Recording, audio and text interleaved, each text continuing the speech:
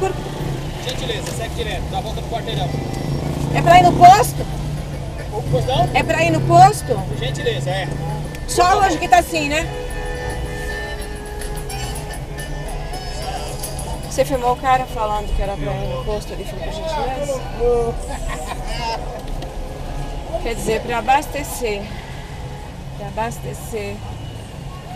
Tem que todo mundo passar por aqui. Que bagunça, né? Por que isso, né? Gente é lá atrás, mas lá tem muita gente. Muita gente? Você pegou o ticket.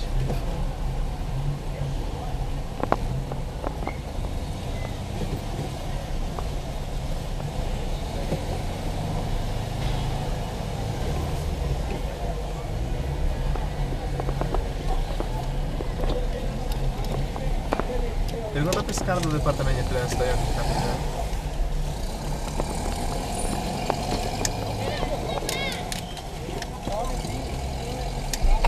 Vai direto. Oh, Pra abastecer? é. Vai direto aí. Por que tá assim hoje pra abastecer? É, porque eles colocaram um posto só pra abastecer 300 mil pessoas. Mas por quê? Por causa da política? É. Nossa, gente, mas isso atrapalha. Melhor ser em outro posto, hein? Eu posso dar reta? Olha lá. Mas melhor ser em outro posto. Que candidato Nossa, que que é? absurdo, hein? Ah, tem dó.